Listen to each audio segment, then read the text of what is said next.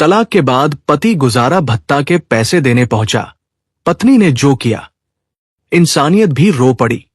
दोस्तों, ये सच्ची कहानी है सीता माता की, जन्मभूमि बिहार प्रदेश के सीतामढ़ी जिले की, जहां एक छोटे से मोहल्ले में रहने वाला राघव एक सीधा सादा, मेहनती और दिल का बहुत साफ लड़का था।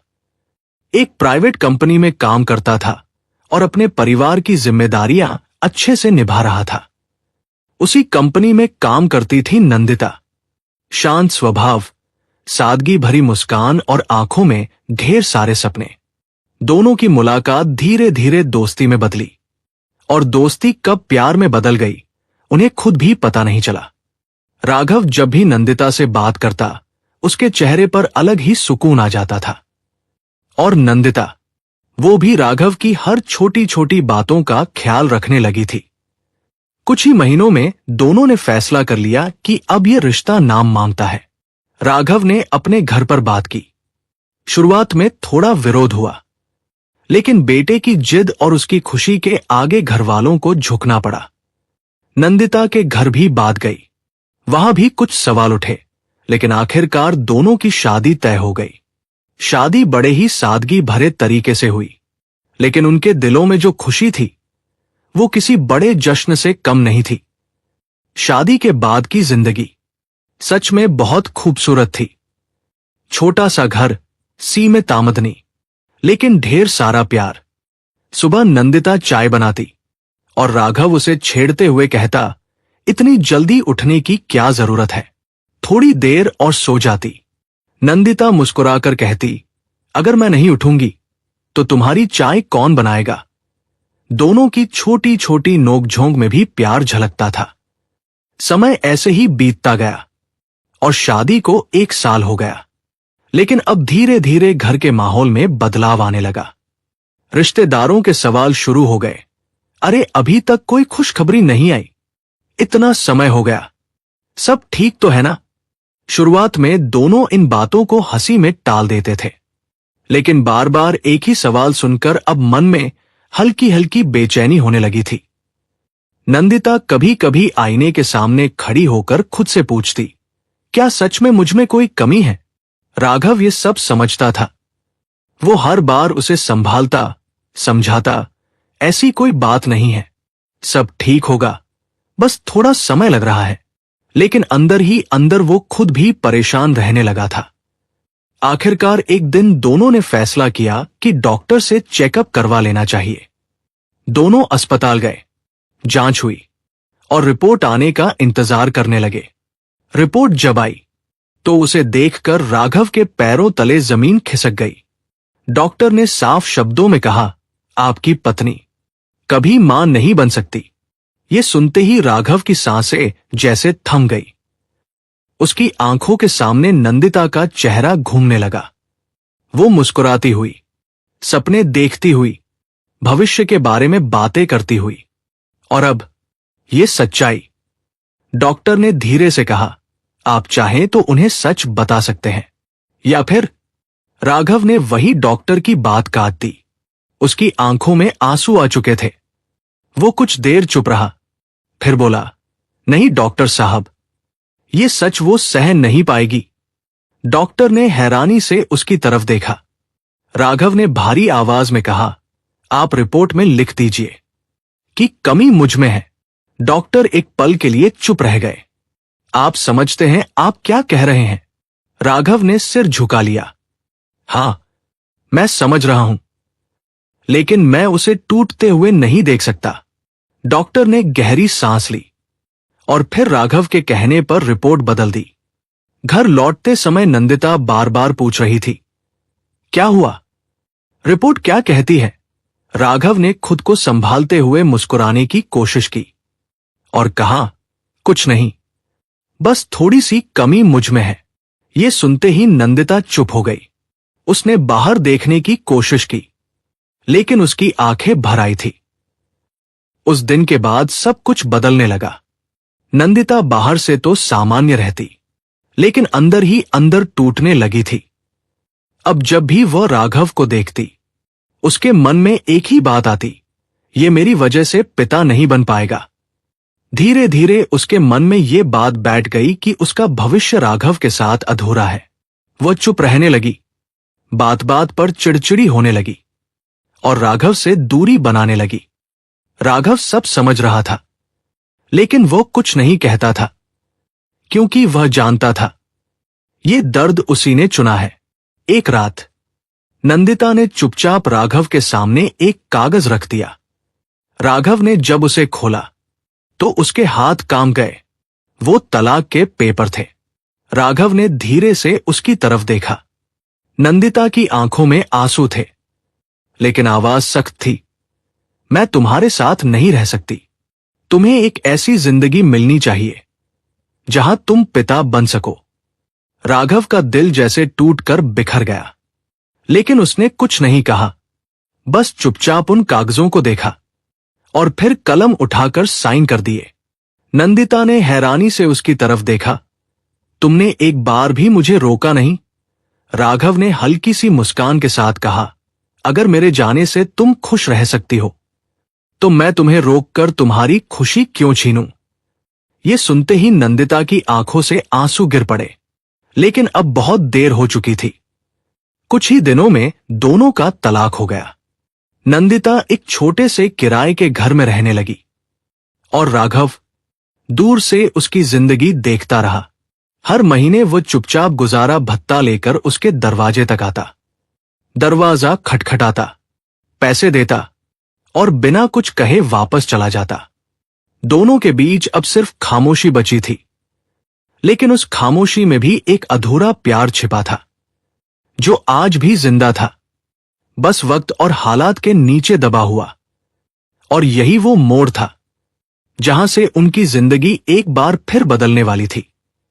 खैर दोस्तों, हर महीने की तरह उस दिन भी राघव चुपचाप गुजारा भत्ता लेकर नंदिता के दरवाजे पर पहुंचा। लेकिन उस दिन कुछ अलग था। दरवाजे के बाहर खड़ा राघव कुछ पल तक यूं ही खामोश खड़ा रहा। पहले वो बिना सोचे समझे बेल बजा देता था, लेकिन आज उसके हाथ खुद ब खुद रुक गए थे। दिल में एक अजीब सी बेचैनी थी, जैसे कुछ गलत होने वाला हो या शायद कुछ बहुत बड़ा बदलने वाला हो। आखिरकार उसने धीरे से दरवाजे की घंटी बजाई। अंदर से कोई हलचल हुई, लेकिन दरवाजा खुलने में थोड़ा समय लगा। राघव ने दोबारा घंटी बजाने के लिए हाथ बढ़ाया ही था कि तभी दरवाजा खुला। सामने नंदिता थी, लेकिन आज वो पहले जैसी नहीं दिख रही थी।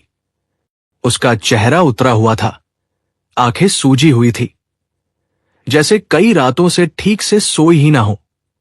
बाल बिखरे हुए थे और चेहरे पर वो सुकून नहीं था जो कभी राघव को उसकी ओर खींच लाया करता था। राघव एक पल के लिए उसे देखता ही रह गया। उसने धीरे से कहा, कैसी हो? नंदिता ने नजरें झुका ली और धीमी आवाज में बोली, ठीक हूं। लेकिन उसकी आवाज में वो ठहराव नहीं था, वो झूठ साफ महसूस हो रहा था। राघव कुछ और पूछ पाता उससे पहले ही उसने बैग आगे बढ़ाया और कहा, ये इस महीने के पैसे। नंदिता ने बैग लिया, लेकिन इस बार उसने तुरंत दरवाजा बंद नहीं किया। वो वहीं खड़ी रही, जैसे कुछ कहना चाहती हो, लेकिन शब्द उसके गले में अटक गए हों। राघव ने उसकी तरफ देखा और बोला, कुछ कहना है? बस इतना सुनना था कि नंदिता की आंखों से आंसू बहने लगे। वो खुद को संभाल नहीं पाई और वही दरवाजे पर खड़ी खड़ी फूट फूट कर रोने लगी। राघव पूरी तरह हैरान रह गया। उसने कभी उसे इस तरह टूटते हुए नहीं देखा था, तलाक के दिन भी नहीं। वो घबराकर बोला, अरे क्या हुआ? सब ठीक तो है? नंदिता कुछ बोल नहीं पा रही थी। उसके आंसू रुक ही नहीं रहे थे। उसने धीरे से कहा, अंदर आ जाओ। राघव कुछ पल के लिए रुका, फिर बिना कुछ सोचे अंदर चला गया। घर वही था, वही दीवारें, वही सामान, लेकिन आज सब कुछ सुना सुना लग रहा था। नंदिता ने दरवाजा बंद किया और जैसे ही मुड़ी, अचानक उसके कदम लड़खड़ा गए। वह गिरने ही वाली थी कि राघव ने तुरंत उसे संभाल लिया। नंदिता, क्या हुआ तुम्हें? राघव की आवाज में घबराहट साफ झलक रही थी। वो उसे सोफे पर बैठाता है। नंदिता अपने पेट को पकड़कर हल्के हल्के करहा रही थी। तुम्हें दर्द हो रहा है? नंदिता ने सिर हिलाया।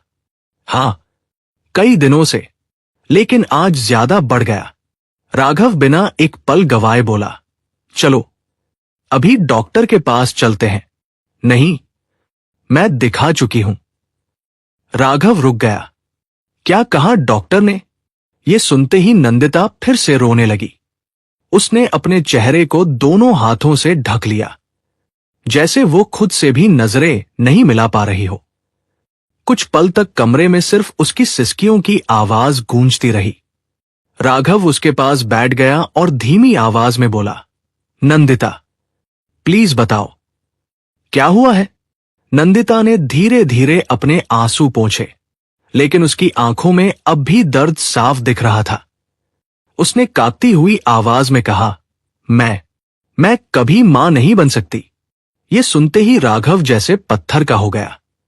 कुछ पल के लिए उसकी सांसें थम गई, लेकिन इस बार उसका दर्द अलग था।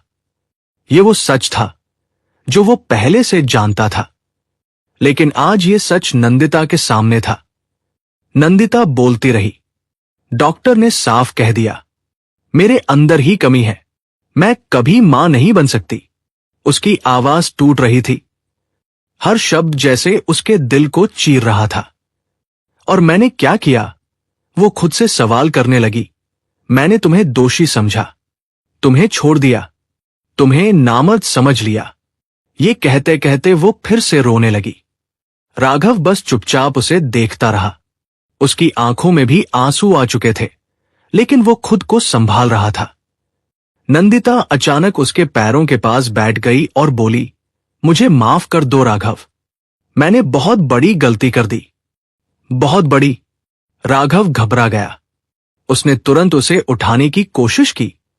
अरे ये क्या कर रही हो, उठो। लेकिन नंदिता नहीं मानी। नहीं, पहले मुझे माफ कर दो, मैंने तुम्हारे साथ बहुत गलत किया। राघव ने उसे जबरदस्ती उठाया और अपने सामने बैठाया। पागल हो गई हो क्या? ऐसी बातें क्यों कर रही हो?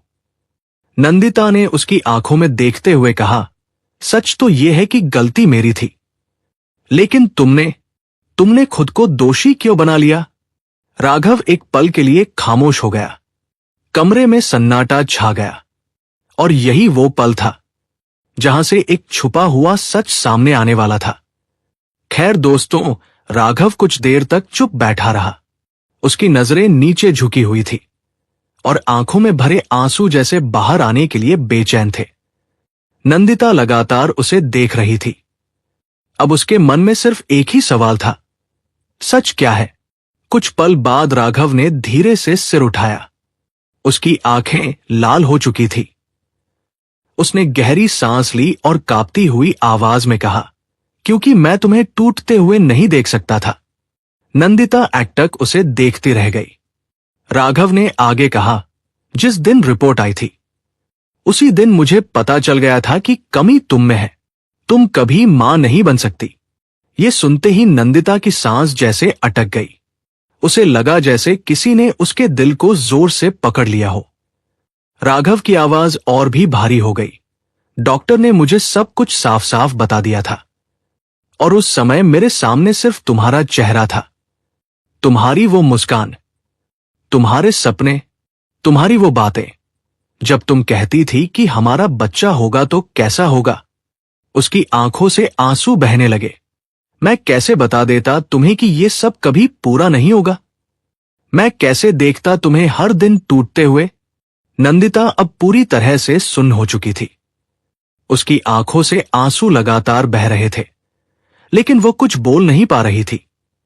राघव ने धीरे से कहा, इसलिए मैंने फैसला लिया कि मैं ही दोष अपने ऊपर ले लूंगा। अगर किसी को टूटना है तो वो मैं रहूंगा, तुम नहीं। ये सुनते ही नंदिता का दिल जैसे चकनाचूर हो गया। वो रोते हुए बोली, और मैं तुम्हें ही गलत समझती रही, मैं तुम्हें ही दोष देती रही। मैंने तो, उसकी आवाज भर्रा गई, मैंने तो तुम्हें नामर्द तक समझ लिया। राघव ने तुरंत उसकी बात काटी, ऐसा मत बोलो, लेकिन नंदिता खुद को रोक नहीं पाई। नहीं राघव, सच तो यही है, मैंने तुम्हारे प्यार की कदर नहीं की, मैंने तुम्हारे त्याग को समझा ही नहीं। वो जोर जोर से रोने लगी। तुम मेरे लिए इतना बड़ा सच छुपा गए, और मैं तुम्हें छोड़कर चली गई, सिर्फ अपने मन के शक के कारण। राघव ने उसे चुप कराने की कोशिश की। नंदिता, जो हुआ सो हुआ, अब इन बातों का कोई मतलब नहीं है।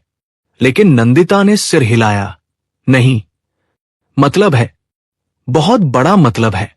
उसने कांपते हुए हाथों से राघव का हाथ पकड़ा और बोली, तुमने मुझे कभी रोका क्यों नहीं? एक बार भी क्यों नहीं कहा कि गलती मेरी नहीं, तुम्हारी नहीं? सच कुछ और है। राघव ने उसकी आंखों में देखा और धीरे से बोला, क्योंकि मैं तुम्हें रोककर तुम्हारी खुशी नहीं छीनना चाहता था। मुझे लगा, अगर तुम मेरे साथ रहोगी तो हमेशा यही सोचोगी कि मैं तुम्हारी जिंदगी का अधूरापन हूं, और मैं नहीं चाहता था कि तुम मेरे साथ रहकर भी खुश ना रहो।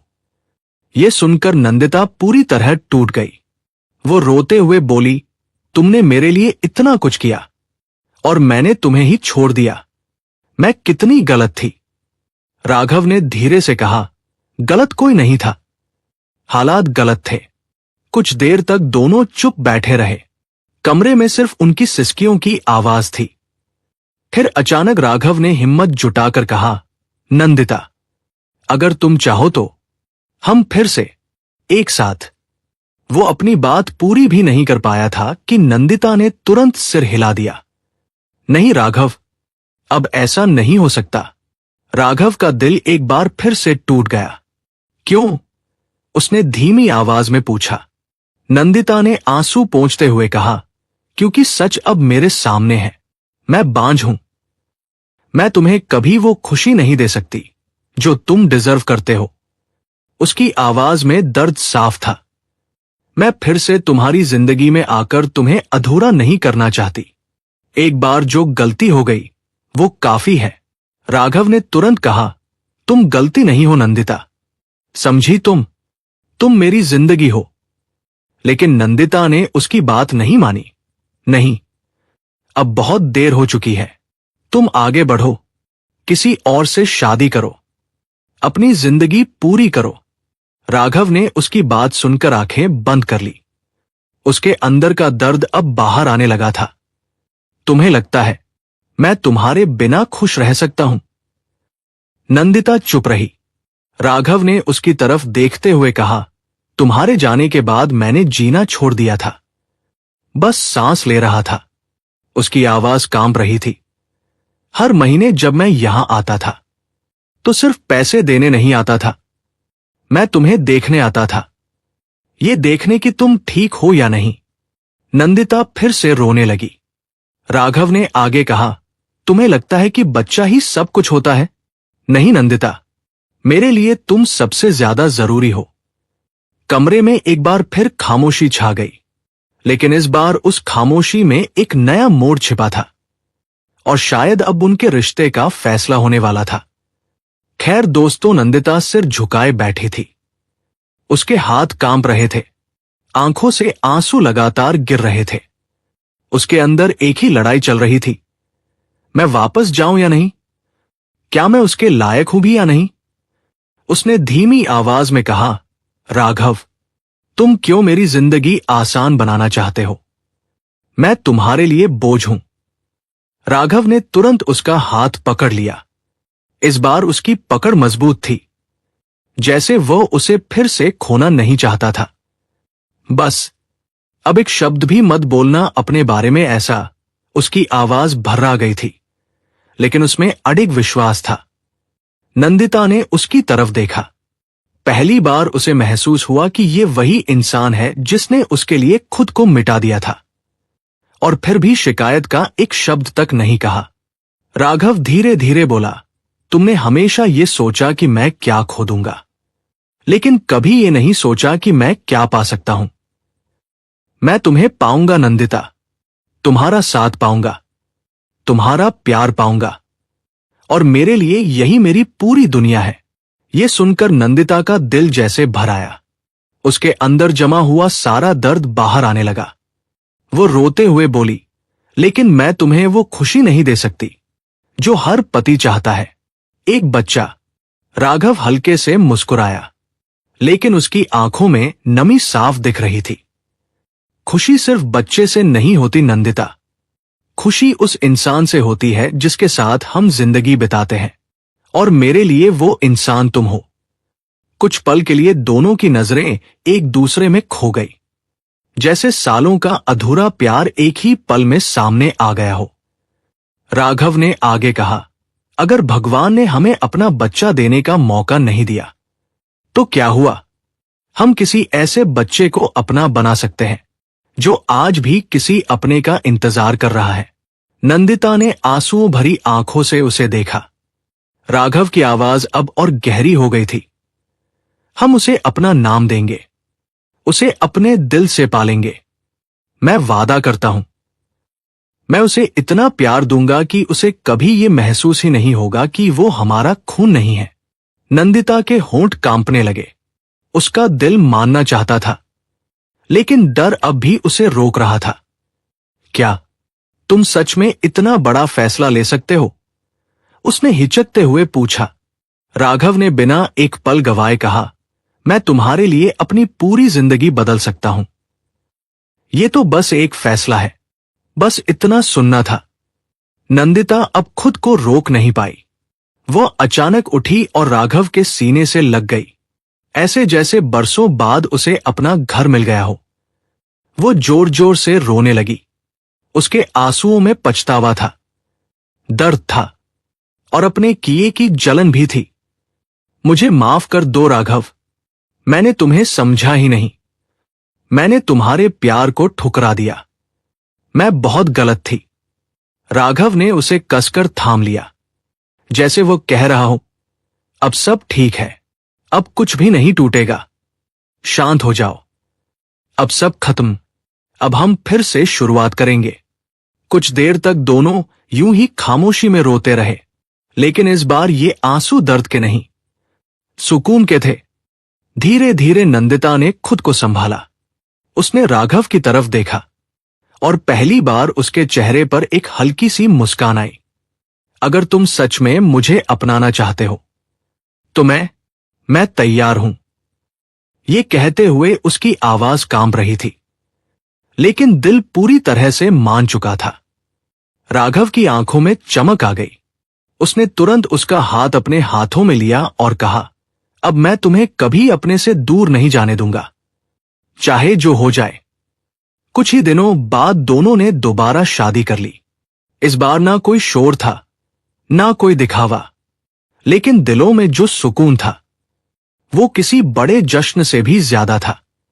राघव की मां, जो कभी इस रिश्ते के खिलाफ थी, आज खुद नंदिता के सामने रो पड़ी।